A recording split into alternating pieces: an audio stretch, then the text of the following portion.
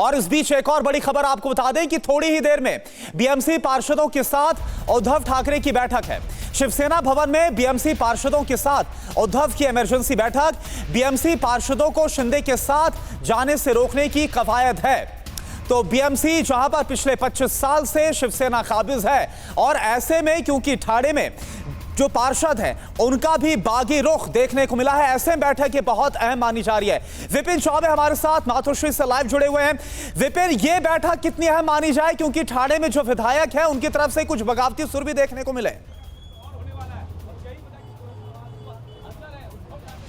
देखिए, बहुत ज्यादा महत्वपूर्ण बैठक है। आप जान रहे हैं कि महाराष्ट्र की सरकार पर यह सबसे बड़ा संकट है और मुझे लगता है जितना मुझे महाराष्ट्र के बारे में मैं जानता हूं, जितना मैंने पढ़ा है, जितना मैंने समझा है, उसके मुताबिक शिवसेना अपने सबसे बुरे दौर से गुजर रही हो।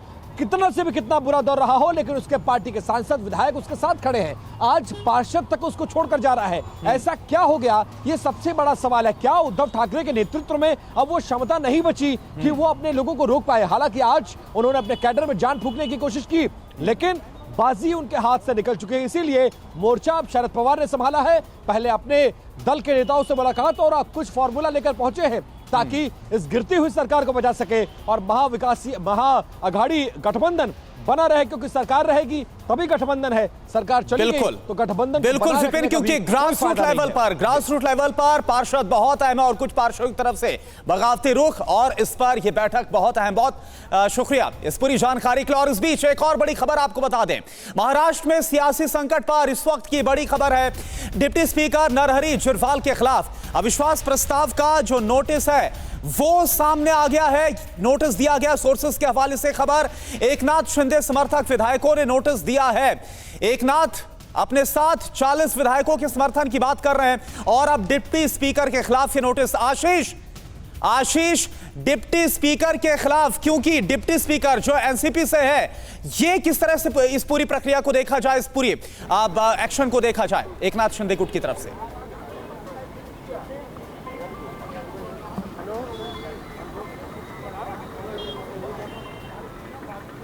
आशीष, आप तक आवाज पहुंच पा रही है?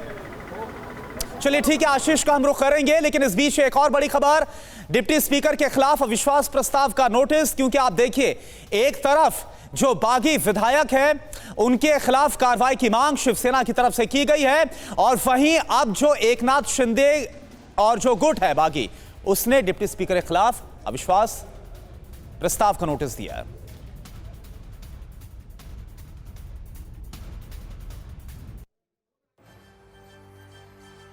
इधर शिवसेना में बगावत पहले भी हुई है, लेकिन पहले हुई बगावत और एकनाथ शिंदे की बगावत में फर्क है।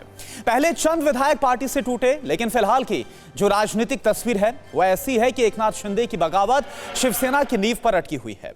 ऐसा क्यों है, हम आपको बताएंगे, लेकिन पहले आप समझिए कि बगावत के बाद आखिर उद्धव ठाकरे ने क्यों बीएमसी के पार्षदों की बैठक हुई है। दरअसल बीएमसी शिवसेना का गढ़ है, या फिर यह कहा जाए कि बीएमसी शिवसेना की जान है। बीएमसी में 25 साल से शिवसेना की सत्ता है। 1997 से 103 सीटें जीतकर आई और तभी से लगातार सत्ता पर शिवसेना कायम है। शिवसेना बीएमसी में सत्ता में आई थी। बीएमसी का सालाना बजट करीब 46,000 करोड़ रुपए का है, जो कई छोटे राज्यों के बजट से बड़ा है। बीएमसी का कार्यकाल 7 मार्च को खत्म हो चुका है। अब यानी यह हुआ कि उद्धव ठाकरे के सामने चुनौती काफी बड़ी है। उन्हें अपनी सरकार को बचाना है, उन्हें पार्टी को बचाना है, और उन्हें बीएमसी में होने वाले चुनाव से पहले पार्षदों को भी एकजुट रखना है। बीएमसी शिवसेना की सत्ता का प्रतीक है, इसलिए उद्धव ठाकरे को डर विधायकों के जाने का नहीं है। उद्धव ठाकरे ये जानते हैं कि मराठी मानुष के नाम पर एक बार फिर से वो शिवसेना को मजबूत कर सकते हैं, लेकिन बीएमसी की सत्ता अगर हाथ से चली गई तो शिवसेना के लिए एक बार फिर से खड़ा होना काफी मुश्किल होगा। यह आपको बता दें कि 2017 में हुए बीएमसी चुनाव में शिवसेना को 84 सीटों पर जीत हासिल हुई थी और शिवसेना से अलग चुनाव लड़ी बीजेपी को 82 सीटें मिली थी। यानी कि बीएमसी में भी बीजेपी शिवसेना के करीब खड़ी है। फिलहाल बीएमसी की सीटें 227 से बढ़ाकर 236 की गई हैं। उद्धव को यही संकट सबसे ज्यादा बड़ा लग रहा है, क्योंकि सिर्फ इसी संकट से निपटने के लिए शिवसेना ने काउंटर स्ट्रेटजी के तहत मुंबई के शिवड़ी के जो विधायक हैं अजय चौधरी, विधायक दल का नेता उन्हें बनाया है। यानी उद्धव ठाकरे का पूरा फोकस अब जमीन पर पार्टी को बचाने का नजर आ रहा है।